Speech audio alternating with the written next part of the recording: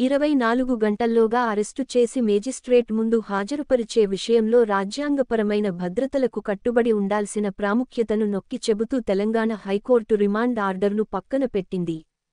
Transit warrant పొందకుండా 24 గంటల పరిమితికి మించి నిందితుడిని మేజిస్ట్రేట్ ముందు హాజరుపరచడం భారత రాజ్యాంగంలోని ఆర్టికల్ 22(2) ని ఉల్లంఘించడమేనని కోర్టు పేర్కొంది. జస్టిస్ ఈవీ వేణుగోపాల్ దాఖలు చేసిన క్రిమినల్ రివిజన్ పిటిషన్పై ఈ తీర్పు వెలువడింది. ఈ కేసులో పిటిషనర్, నిందితుడు నం. 2కి వ్యతిరేకంగా సాయంత్రం 6:07 2024 నాడు జూలై 17, 2024న హైదరాబాద్లోని red rose mart, engine బౌలి, Falaknuma సమీపంలో రాత్రి ఉదయం 7:30 గంటలకు నిందితుడిని అడ్డగించడంతో సంఘటనలు బయటపడ్డాయి.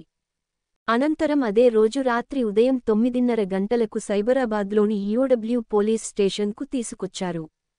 విచారణ అనంతరం నిందితుడిని అధికారికంగా అరెస్టు చేశారు.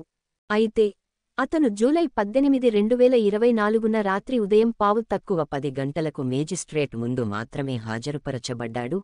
ప్రాథమిక అంతరాయం తర్వాత 24 గంటల కంటే ఎక్కువ. మేజిస్ట్రేట్ నిందితులను ఆగస్టు 11, 2024 వరకు జ్యుడీషియల్ కస్టడీకి పంపారు. పిటిషనర్ తరఫు న్యాయవాది వాదిస్తూ, అరెస్టు రాజ్యాంగ నిబంధనకు విరుద్ధమని, రాజ్యాంగంలోని ఆర్టికల్ 22(2) మరియు సిఆర్. పీసీ సెక్షన్ 57 ప్రకారం రక్షించబడిన ప్రాథమిక హక్కుకు విరుద్ధమని వాదించారు. నిందితుడిని అరెస్టు చేసిన 24 గంటల తర్వాత కోర్టు ముందు హాజరుపరిచారు. మొత్తం అరెస్టు ప్రక్రియ ఓటియోస్ వ్యాయామం. అంతేకాకుండా కుటుంబ సభ్యులకు అరెస్టు గురించి తెలియజేయడానికి సంబంధించి సిఆర్. పీసీ సెక్షన్ 50A కింద నిర్దేశించిన విధానాన్ని అనుసరించడంలో దర్యాప్తు అధికారి విఫలమయ్యారని వారు ఆరోపించారు.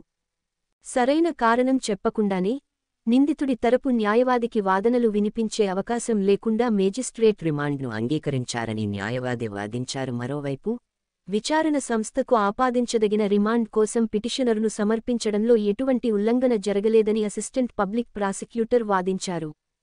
ఎలాంటి దుర్వినియోగం లేదా ఉల్లంఘనలకు పాల్పడలేదని ట్రయల్ కోర్టు సంతృప్తి చెందిందని, పిటిషనర్ రిమాండ్ను సరిగ్గా అంగీకరించిందని వారు సమర్థించారు. వ్యక్తిగత స్వేచ్ఛ అనేది భారత రాజ్యాంగం యొక్క ప్రతిష్టాత్మకమైన వస్తువు అని, దాని హరించటం చట్టానికి లోబడి ఉండాలని కోర్టు తన వాదనలో నొక్కి చెప్పింది.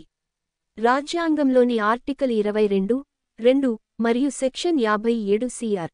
అప్ని కోర్టు ప్రస్తావిస్తూ, నిందితుడిని మేజిస్ట్రేట్ ముందు హాజరుపరచడంలో జాప్యం చేయడం మేజిస్ట్రేట్ తదుపరి రిమాండ్ ఆర్డర్ ముందస్తు నిర్బంధాన్ని చట్టబద్ధం చేయదని, ఇది రాజ్యాంగ మరియు చట్టపరమైన ఆదేశానికి విరుద్ధమని పేర్కొంది. క్రిమినల్ రివిజన్ కేస్ నం. 781/2024